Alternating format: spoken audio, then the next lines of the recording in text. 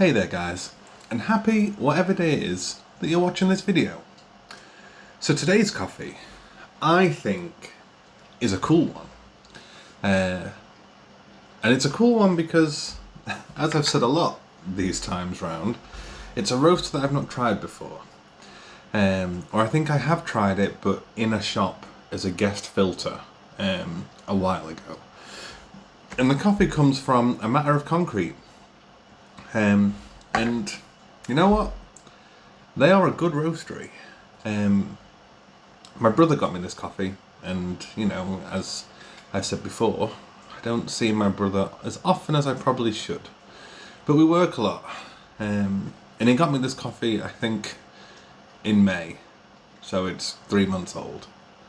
But it still tastes great. So, kick back, relax, grab yourselves a coffee, and welcome to Today I Brewed.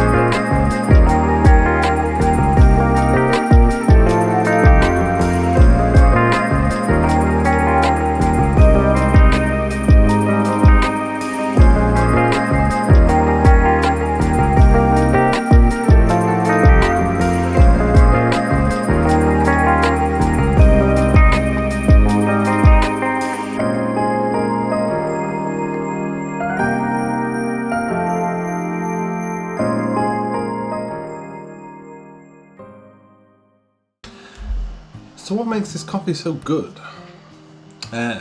Well, as I said, I think I've tried these guys before a long time ago.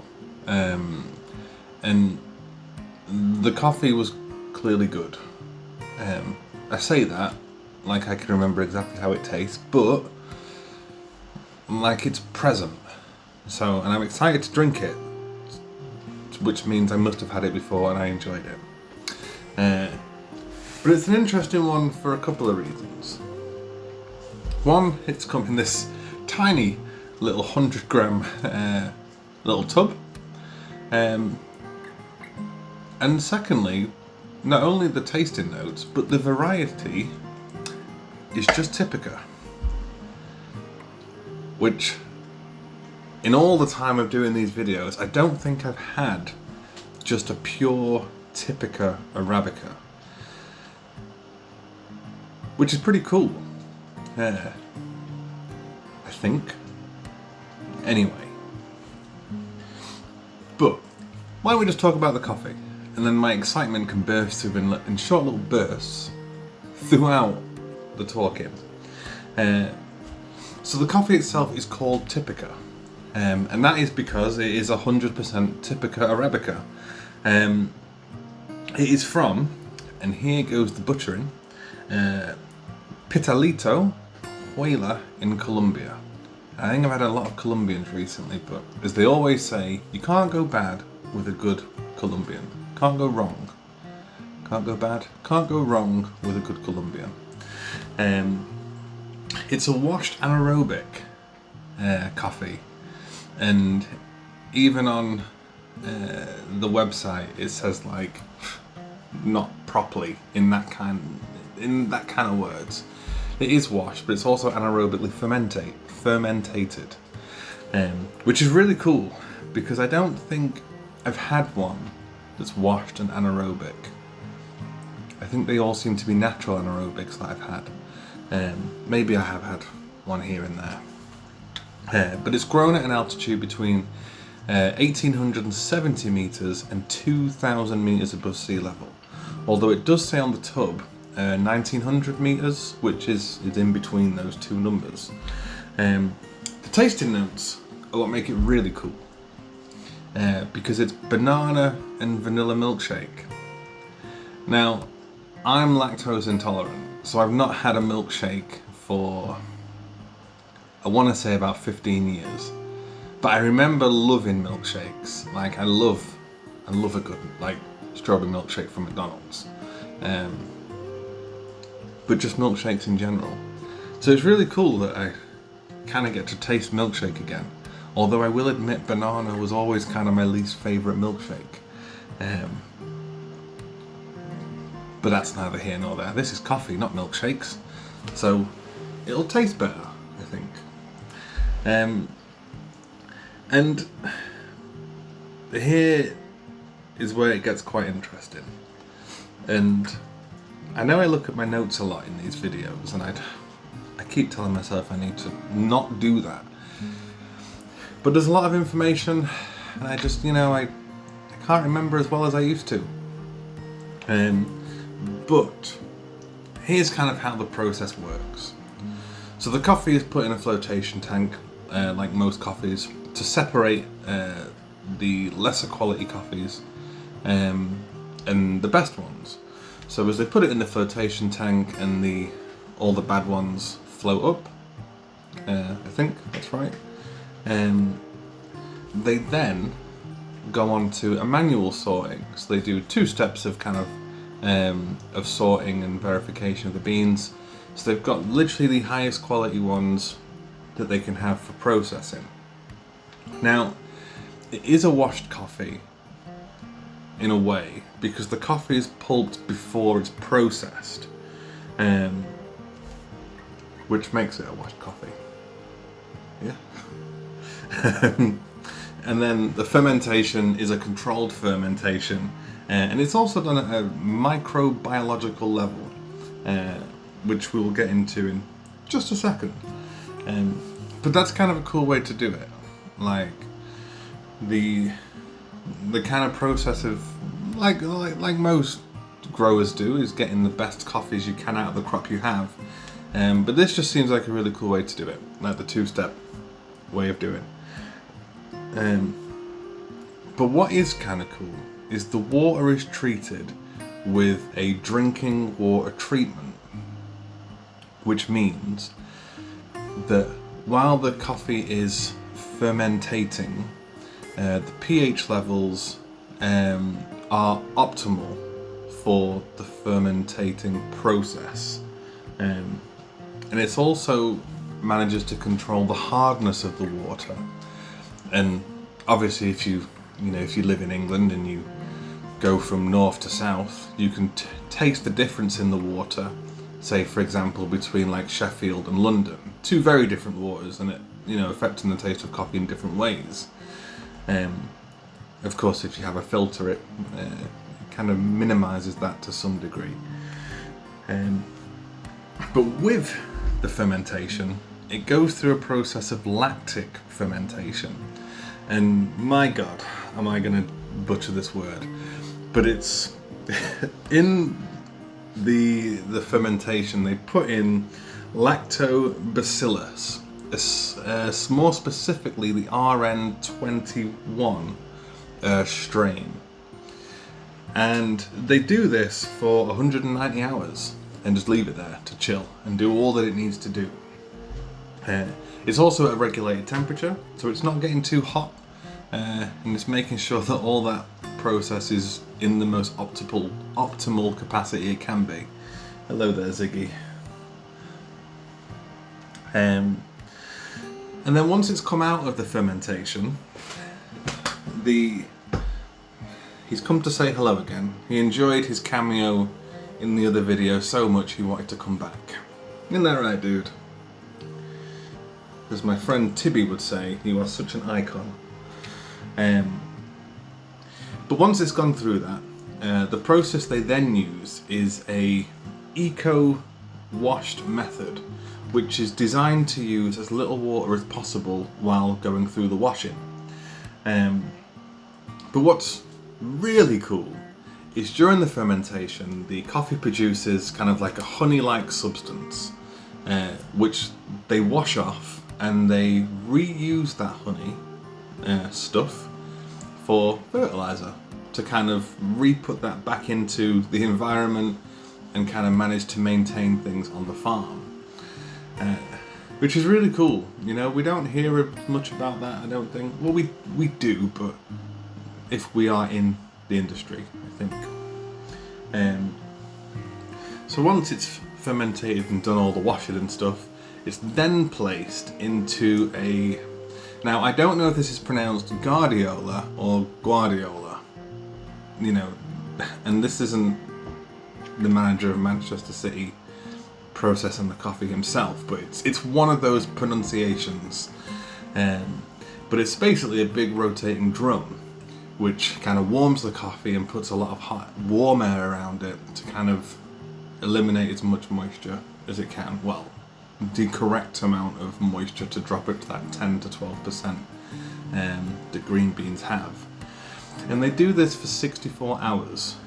Which doesn't seem like a long time when we think of the traditional beds where it can take weeks for the coffee to properly dry. Come on. Oof. So it's a really interesting process on how they kind of get from crop to cup. So now that we're here, let's talk about it. Let's talk about the coffee and how it did what it did. Now, I was super excited for the coffee I had in the previous video from Exhale because it was just unbelievably aromatic. And this follows that same kind of feeling because it was another great coffee for grinding where as soon as the kind of beans break, that aroma, that vanilla and banana was like straight away right there. And it was just brilliant.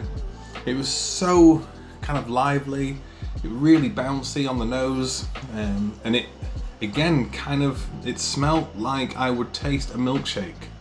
And I remember what they taste like, you know, from having them like 15 years ago. But to smell that was just incredible. Really excited to drink it, I was. But then it came to the brew. And as you can see, this coffee bloomed beautifully.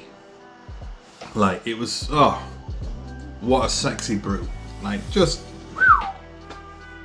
amazing. And this is kind of where those aromas really came to life. And you really kind of got the sense of like how well prepared the coffee was, even in the brewing process. And this one clocked in about 4.5 minutes, which is closer to a brew time that I really like. Despite it being like 3 months old, brewed beautifully, just phenomenal. So we're here now. So how does it smell today? I've only had 100 grams of this, so I've had to use this sparingly, which I think this means this is like my 3rd cup ish.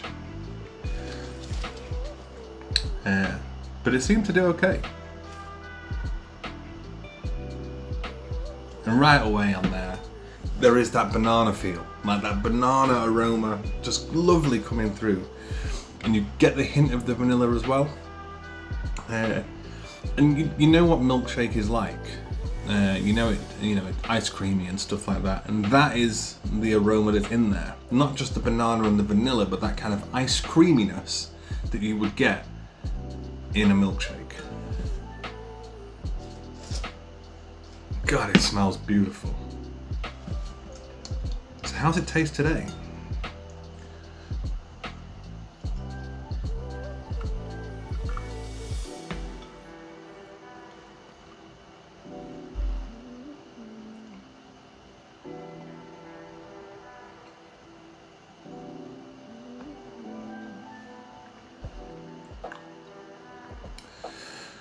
That is milkshakey. Really milkshakey. And so much banana. And I like bananas. I do. And this kind of feels like a perfect, you know how bananas kind of have that stage of like, they're unripe, ripe for a day, and gone. This is perfect banana ripeness. Like when you just catch it on a really good day, and it's so creamy and flavorful.